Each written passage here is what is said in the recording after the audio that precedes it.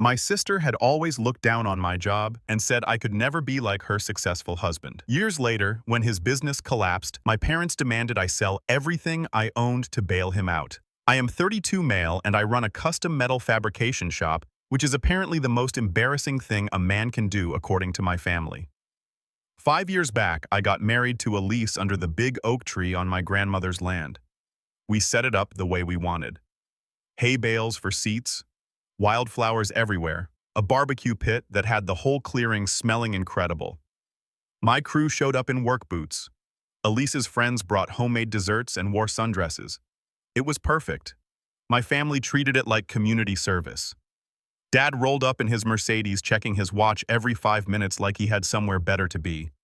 Mom kept looking around with this pained expression, probably doing mental math on how much we had saved by not renting a country club.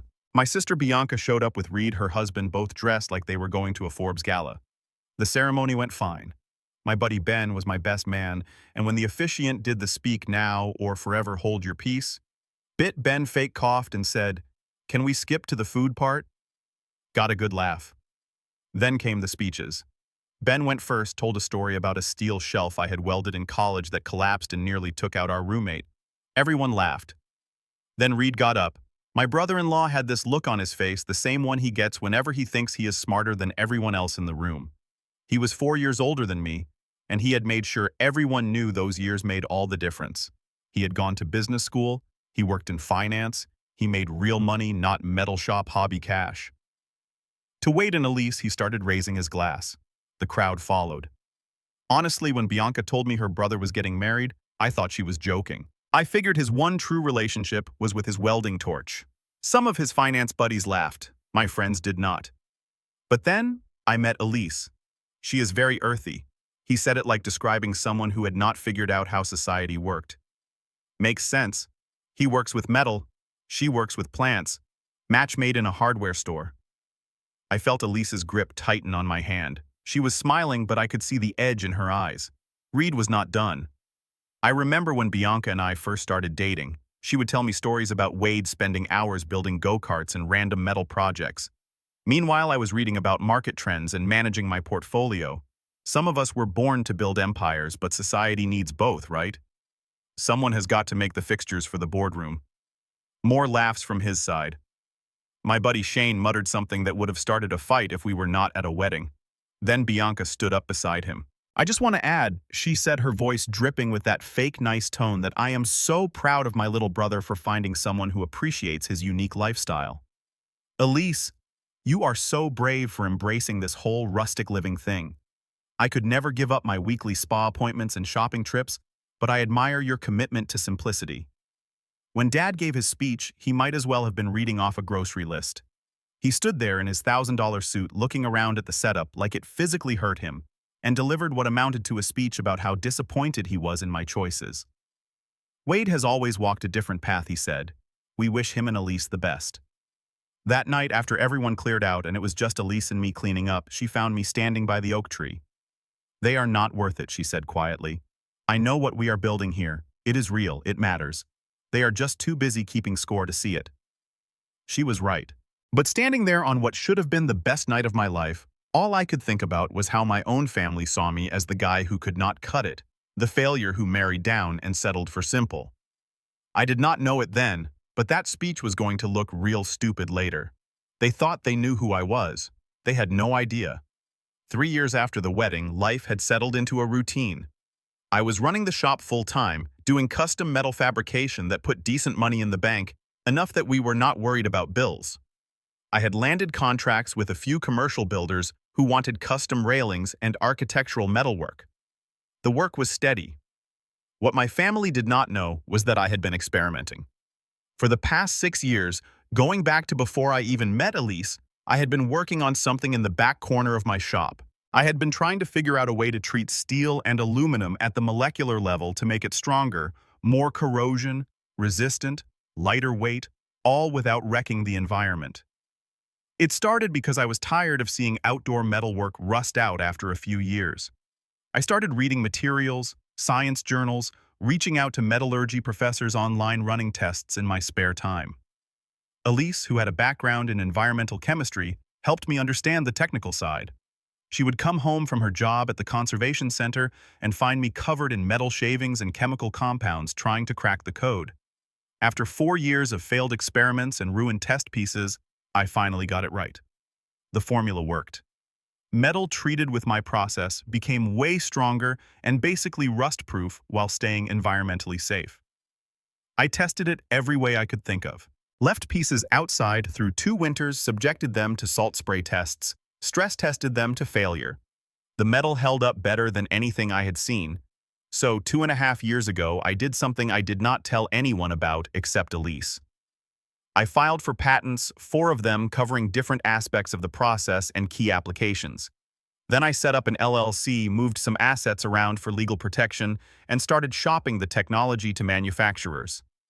I called the company Titan Coating Systems. Kept it quiet. I was not trying to hide it. I just did not want to hear my family's take while I was building something real. The first year, nothing happened. The second year, I got interest from a regional coatings manufacturer. By year 3, which was about 6 months before everything went down, I had licensing agreements with 2 solid companies, and the business was valued at around $3.8 million. From the guy who welded railings, the money from Titan Coating was tied up in business accounts being managed by people who understood corporate finance. Elise and I still drove our old trucks, still lived in the same house. Nothing changed on the outside. My family, meanwhile, was living their best social media life. Reed had quit his corporate job to start his own investment firm. He was all in on real estate development and getting in early on the next big thing, making aggressive plays while everyone else was being conservative. Dad talked about him like he had personally invented capitalism. Bianca had turned herself into a full-time influencer, posting constantly about luxury. Everything Reed was her star content, the brilliant young investor shaking things up.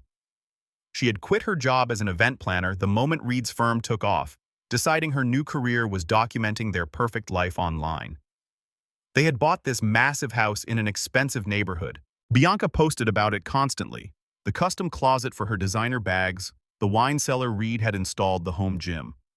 We got invited to their housewarming party. I almost declined, but Elise convinced me to go. I spent a week fabricating them a coffee table custom steel frame with a tempered glass top, all TIG-welded joints that looked like art powder coated in matte black. I was proud of the piece. Bianca took one look at it and her smile went plastic. "Oh, thank you so much!" She set it down in the corner and immediately forgot about it. The whole night was just them showing off. Bianca dragged Elise around like a charity case, introducing her to her influencer friends with this pitying tone. "This is my sister-in-law, Elise. She works in conservation, very noble living on practically nothing to save the trees." The women would look Elise up and down, taking in her simple dress and practical shoes, then turn back to Bianca to talk about the new Chanel collection. Reed kept me cornered with his finance buddies most of the night. At one point, he patted my shoulder. "Good for you, man. Honest work. The world needs guys like you. Someone has got to make the stuff we put in our offices." The real moment came when we were all in the living room. Reed was going on about some massive deal he had closed, talking about vision and knowing which investments were the future and which were dying. Bianca was hanging on his arm, practically glowing. "My husband is just so brilliant with money. I honestly do not know how he does it. I just trust him completely and let him handle everything." She looked at Elise when she said it. Then Reed looked at me. "Speaking of old school, how is the metal shop, Wade? Still making mailboxes for the neighbors?" Bianca giggled. "Oh, be nice to my little brother. He is doing his best." The room went quiet. Everyone stared. I had nothing for about 5 seconds, just that familiar feeling of being the family joke. Then Elise's voice cut through. "Better than gambling away other people's retirement funds." Dead silence. Reed's face went from smug to furious instantly. Bianca gasped, her hand flying to her chest like she had been physically struck. Mom shot Elise a look that could have killed. We left shortly after. On the drive home, my cousin Andrea called. She was the only sane one in the family, made her living as a teacher, and stayed out of the family drama. "That was intense," she said. "But between us, be careful. I have been hearing rumors. Reed is making some risky moves. Some of his deals are not looking so good." Her warning was vague, but it stuck with me. Driving away from that sterile mansion, I had this feeling that Reed was not building an empire. He was building a bomb, and it was about to go off. Another year passed. The gap between my family and me got wider. We stopped getting party invites, which was a relief. Holiday calls got shorter and more forced. Mom would text asking why we never visited, conveniently forgetting how the last visit went. At the shop, things were picking up speed. Titan Coating Systems had gone from a side project to something getting serious attention. I had brought on a part-time business manager, a guy named Nolan, who understood licensing agreements and patent law. We were in talks with another industrial manufacturer about using my coating process for their production lines. The valuation had climbed to $8.2 million. $8.2 million from a process I developed in the back of my metal shop. While my family thought I was making decorative gates, Elise had left her conservation job and was helping me full-time with the technical side of Titan Coating. She understood the chemistry better than I did, helped me refine the formulas, and made sure we were not cutting corners on environmental safety. We made a good team. Always had. Then, one afternoon in October, my phone rang. Andrea. She sounded scared. Wade, are you alone? I was in the shop. Yeah, what is wrong? It is Reed. He is in serious trouble, like potentially criminal trouble. I shut off my grinder. What happened? I was at your parents' last night. They thought I was busy, but I could hear them on the phone with Bianca. Wade Reed has lost everything. Not just his money, his clients' money. There is talk about lawsuits and fraud charges. My stomach dropped. How bad? Millions. He convinced a bunch of people to invest with him, friends of your dad's old college buddies, even some of Bianca's family. He took all their money and made some massive bet that went sideways. The development deal was fake, or the land was contaminated or something. I do not know all the details, but he is completely underwater. I thought about all those speeches at parties, all that talk about vision, and knowing winners from losers. Why are you calling me? Andrea's voice dropped. Because they are coming for you. I heard your dad say it clearly. He said you are the only one with real assets. He was talking about Grandma's land, the shop. He said, you owe it to the family. The nerve of it hit me like a punch. For years, they had treated my work like a hobby, my life like a consolation prize. Now that their golden son-in-law had crashed and burned suddenly, what I had built was valuable. Suddenly, it was the family's safety net. He cannot be serious. He is completely serious. Mom is a wreck. She keeps saying Reed made one mistake and the family has to stick together. Bianca is apparently having a complete breakdown. They see you as the only way out. I heard Mom's voice in the background calling for Andrea. I have to go. Just be ready. They are coming soon. The line went dead. That evening, I told Elise everything. We were on the porch watching the sun go down over the property. So they are going to show up here, I said. Probably with lawyers, and demand I sell everything to fix Reed's mess. Elise was quiet for the moment. Then she said something that caught me off guard. I think we need to have a conversation before they get here. About what? About Titan Coating, about the patent portfolio, about why Reed's situation is more complicated than you know. I looked at her. What are you talking about? I have been helping Nolan track the industry, keeping tabs on who is moving in the coatings and materials space, who is making plays, who is betting against emerging technologies. She pulled out her phone and opened a file. Reed has been running a hedge fund for the past 18 months. Did you know that a hedge fund? I thought he did development deals. That is what he told everyone. But he has been shorting stocks, making bets against companies he thinks will fail. She turned her phone to show me a financial document. Want to guess what his biggest position is? I looked at the screen, saw Reed's fund name, saw a list of holdings, and right there at the top, highlighted in red, was the single largest bet. He had made a massive short position against Titan Coating Systems, my company. Reed had bet well over $1 million, including his client's money, that my company would fail. He was so convinced that his simple metal fabricator brother-in-law could not possibly have built something real that he had staked everything on my failure.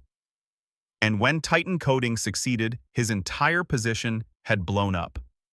He destroyed himself betting against me, I said slowly. Yup.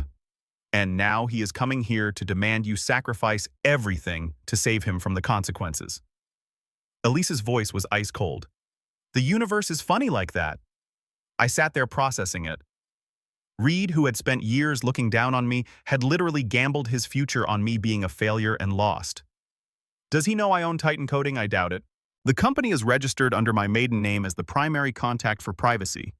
To him, Titan Coating is just another overhyped materials tech startup run by people he has never heard of. He has no idea his failure of a brother-in-law is the one who destroyed him. We sat in silence watching the last light fade. The legal threat arrived 4 days later. A courier delivered it to our door fancy envelope with a law firm's logo I had never heard of. Inside was a letter. Given the family emergency and my moral obligation, I was expected to cooperate in selling my property to resolve Reed's financial situation. I had 1 week. After that, they would pursue all legal options to force a sale. They are threatening to sue you, Elise said, reading it to force you to sell your own home. Can they even do that? No, but they are hoping you do not know that. She was already on her phone. I am calling our lawyer. We had retained a guy named Adrian 6 months back when Titan Coating started getting serious. He specialized in business law and intellectual property, but he knew his way around property disputes too. We met him at his office the next morning. We laid out everything, the family history, the threatening letter, and the kicker about Titan Coating Systems.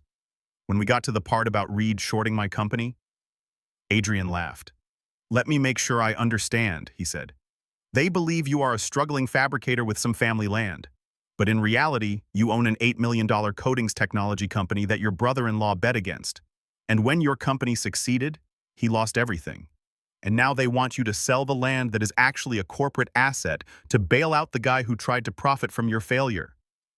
"Yep." Adrian leaned back, shaking his head with a grin. "This is incredible. It is like watching someone punch themselves in the face and blame you for their broken nose." He explained that their legal threats were garbage. The land had been transferred to Titan Coating's corporate structure 2 years ago for liability protection. I could not sell it even if I wanted to. Any judge would laugh their case out of court in about 30 seconds. "So what do we do?" I asked. "Nothing. Let them make the next move. When that deadline passes, they will not file a lawsuit because any lawyer worth their license will tell them it is hopeless. They will come in person, and when they do, I want to be there." Why? Because I would not miss this for anything. The deadline came and went. Friday passed with no word. Saturday and Sunday were quiet. I almost thought they had given up. Monday morning proved me wrong. I was in the shop setting up a program on my CNC mill when I saw the cars, 3 of them, coming down the long driveway. Dad's Mercedes, Reed's Lexus, which looked less impressive than it used to, and a third car I did not recognize. I shut down the machine, walked to the house, and found Elise at the window phone already out. "They are here. I see them." She hit a button. "Adrian, it is time." Short pause. "Perfect. See you soon." She hung up, looked at me. "Our lawyer will be here in 20. Until then, we listen. Let them talk." The car stopped, doors opened. Dad got out first, looking 10 years older than I remembered. Mom followed, eyes red like she had been crying the whole drive. Bianca stepped out and she looked wrecked. Reed followed, looking worse, lost weight, dark circles under his eyes. The third car produced a man in an expensive suit with a briefcase, their lawyer probably. They did not knock. Dad just opened the shop door and walked in like he owned the place. Everyone followed. I was standing by my main workbench, Elise beside me. We did not move. "Wade," Dad's voice was strained. "We need to talk. Seems like you drove a long way for a conversation we already had. The situation is critical." He was trying to sound authoritative, but it came out desperate. "Reed is facing multiple lawsuits. Criminal charges are being discussed. We need to act immediately." He pulled out a folder and dropped it on my workbench. "Everything you need is here. Purchase agreement. We found a developer willing to buy the property. The money goes straight into escrow to settle Reed's obligations. It is clean, and it saves the family." "Saves the family," I repeated. "You mean saves him?" Bianca stepped forward, and for the first time in years, she was not acting superior. She was begging. "Wade, please. He is your brother-in-law. He is family. He made a mistake, but you cannot let him go to prison. Please. I am asking you as your sister. He did not make a mistake. He made a series of choices, bad ones." Their lawyer cleared his throat. "Mr. Blake, you have a clear familial obligation here. The precedent for property transfers in family emergencies is well established." "Is it?" I said. Interesting, because my understanding is you cannot sell something you do not own. The lawyer frowned.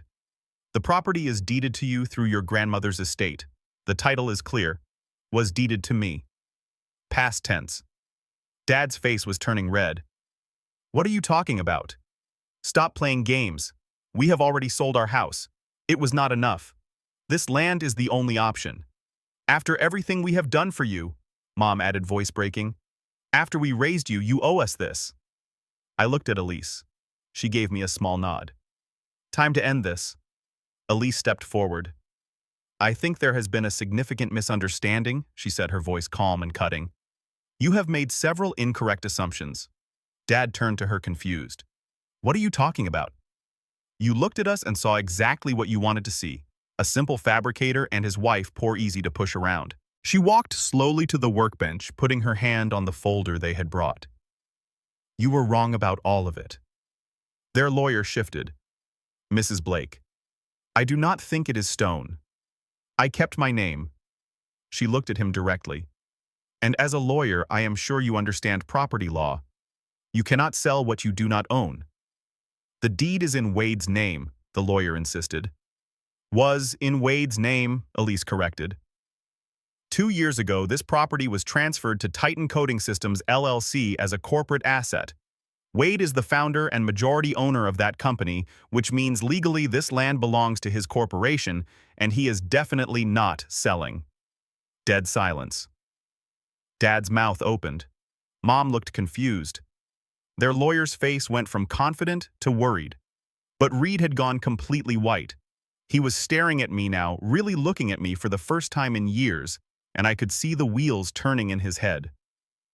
Titan Coating Systems, he said quietly. His voice sounded hollow. That is right, I said. Heard of it. That is not. You are a metal fabricator. I am a fabricator. I agreed. I am also the founder of a coatings technology company that is currently valued at over $8 million.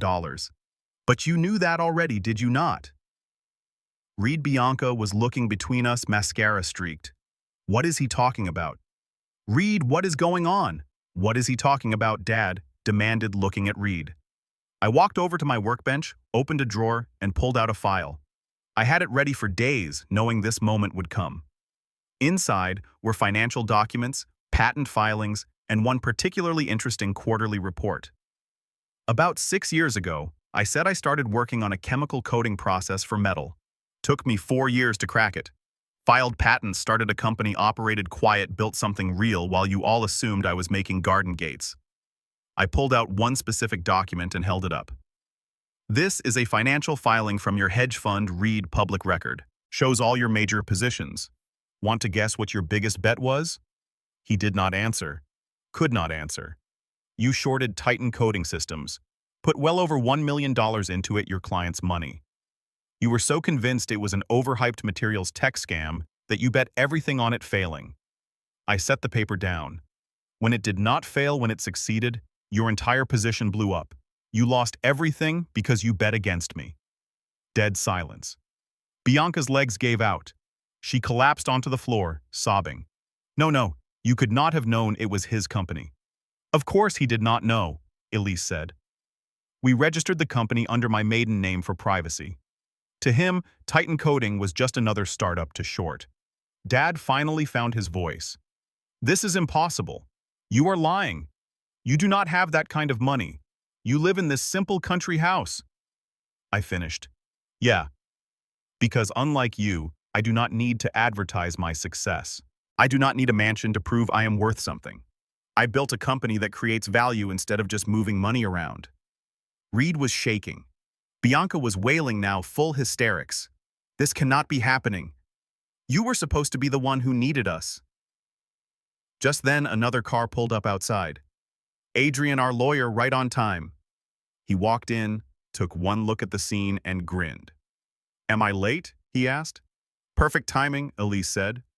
He set down his briefcase and pulled out his own file.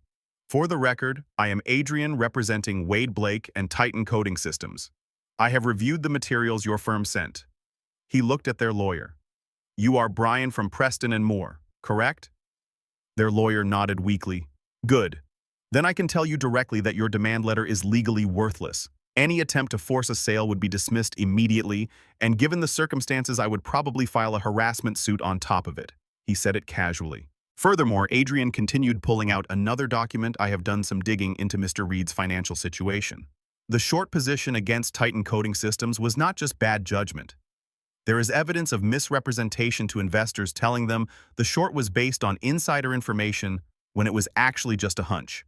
That is securities fraud. Reed made a sound like he had been punched. I have not turned this over to the SEC yet, Adrian said. I wanted to give you all a chance to walk away quietly first. Their lawyer was already packing his briefcase. He headed for the door without another word. Mom started crying. How could you do this to us? We are your family. Family does not spend 30 years making you feel worthless. Family does not bet against your success and then demand you destroy yourself to save them from their own stupidity. I walked to the door. Get out of my shop. Get out of my life. None of them moved at first. I think they could not process that I was serious. Now, I said. Bianca was still on the floor sobbing. Reed had to physically lift her up. Dad tried one last time. Son, you do not understand what you are doing. The consequences are yours to deal with. They shuffled out looking defeated. The cars started, then they were gone. I stood there and felt something I had not felt in 30 years. Freedom. The next few weeks were quiet. No angry calls, no desperate texts, just silence. Adrian kept me updated on the legal situation. Reed was drowning in lawsuits. 3 of his major investors had filed civil suits.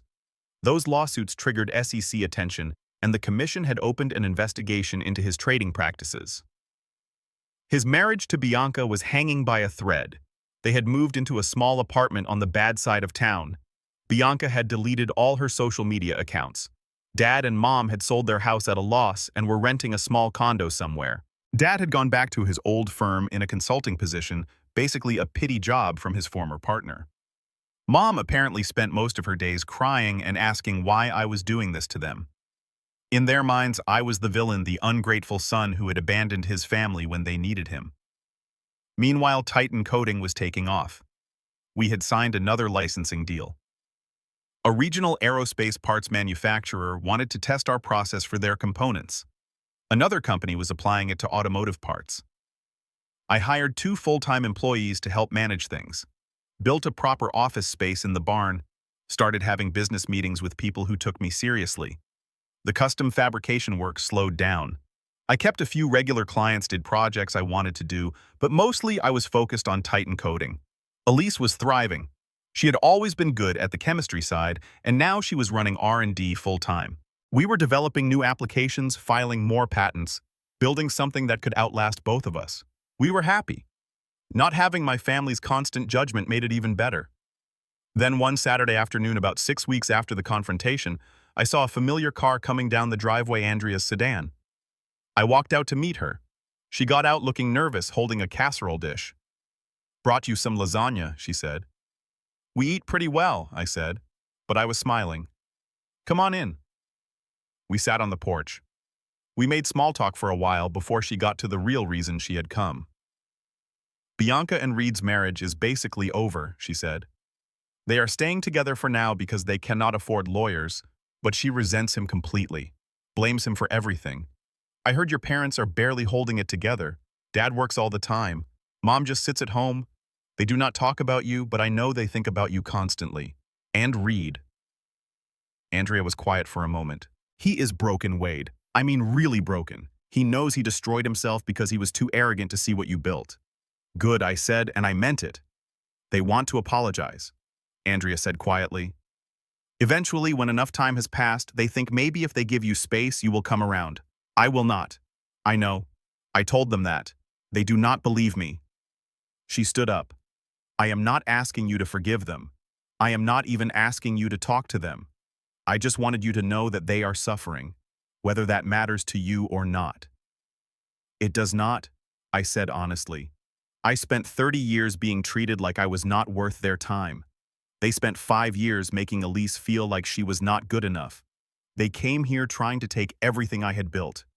I am not going to lose sleep over their consequences. Andrea nodded. Fair enough. She headed for her car, then turned back. For what it is worth, I am proud of you. What you built with Titan Coating standing up to them, it took guts. Thanks, Andrea. And I would like to keep seeing you if that is okay. I know I am part of the family that screwed you over, but you are the only one who did not. I interrupted. You are welcome here anytime. She smiled, relieved, and drove off. That night, Elise and I sat on the porch swing. Andrea stopped by, I said. I saw. How is the family disaster going? About how you would expect. Reed is destroyed. Bianca is a wreck. Parents are barely functioning. They all think I am going to forgive them eventually. Are you? I thought about it. No, I am not angry anymore. I am just done. Then my phone buzzed. Email notification. I glanced at it, and my jaw dropped. What Elise asked. Titan Coating just got an acquisition offer. From who? Major Industrial Coatings Corporation. They want to buy us out. I read the number twice to make sure I was not hallucinating. $22 million. Elise went very still. $22 million. Are you serious? That is insane. What do you want to do? I looked around at the property, the shop where I had welded my first project, the house where we had built our life, the land my grandmother had trusted me with. I want to think about it, I said. But I am not making any decisions based on what they would think. Their opinion does not matter anymore. We sat there for a long time. Somewhere out there, they were probably telling each other that I would come around eventually, that family was family, and blood was blood. They were wrong. 3 months later, I was sitting in a conference room in the city surrounded by lawyers and business types signing the final papers. We decided to take the acquisition deal $22 million with the condition that I would stay on for 3 years as head of R&D to keep developing new applications. The money hit my account the next day. I stared at the number on my phone for a solid 5 minutes. Life-changing money. Never worry again money. More than my father had made in his entire career. I had made it in a metal shop he had called a hobby. The first thing I did was pay off the property completely. No mortgages, no liens, nothing. The land my grandmother left me was mine free and clear forever. Then I set up a trust to maintain it. Nobody could touch it now. Not family, not creditors, not anyone. The second thing was a donation to the conservation center where Elise used to work. They were doing real work helping the environment instead of just talking about it. After that, I put most of it into investments that would generate income without requiring me to think about it. I kept the shop, kept taking projects I wanted to do, kept living the same life just without the pressure. The messages started coming in. Distant relatives I had not heard from in years. Old acquaintances from high school. Everyone suddenly wanted to reconnect. Everyone had always believed in me. Everyone was so proud. I ignored most of them. The ones who mattered already knew where to find me. My parents did not reach out, at least not directly. But Andrea told me they had heard the news. Mom had cried for hours. Bianca had locked herself in the bathroom for an entire afternoon. I was in the shop one afternoon working on a custom staircase railing when I heard a car outside Expensive Engine. I looked up and saw my father's Mercedes. He had come alone. I considered not answering, but I walked out. Dad was standing by his car looking wrecked. The past few months had aged him. Wade, he said. Silence stretched out between us. He looked around at the property, at the shop, at everything he had spent years dismissing. I made a mistake, he said finally. Many mistakes. I did not respond. I thought I knew what success looked like. He continued. I thought I was pushing you towards something better. I thought Reed was the one who had it figured out, that Bianca married the right kind of man. He laughed, but it was bitter. I was wrong about everything. Yeah, you were. I am not asking for forgiveness, he said. I do not deserve it. I just wanted you to know that I see it now. I see what you built, what you were always building, and I am sorry I did not see it sooner. I appreciate you saying that I told him, but it does not change anything. You did not just make mistakes, Dad. You spent my entire life making me feel worthless. You chose Bianca and Reed over me every single time. You let them mock my wife at our wedding. You came here trying to take everything I built to save him from his own stupidity. I know. You do not get to apologize now that it turned out I was successful. You do not get to be proud of me now that there is money involved. That is not how it works. His face crumbled. What can I do? Nothing. Just never bother me again. Wade, you need to leave. He stood there for another moment looking like he wanted to say more. But what was there to say? He got back in his Mercedes and drove away. I watched him go, and I felt nothing. I had spent 30 years trying to earn their approval, trying to prove I was worth something. I was done trying. I had created something that would outlast all of us. I had proven everything I needed to prove, not to them, to myself. My grandmother had left me this land trusting I would do something meaningful with it. She had been right to trust me. I had taken her gift and turned it into something nobody expected, something real. I had chosen my path, built my life, played my own game by my own rules, and I had won.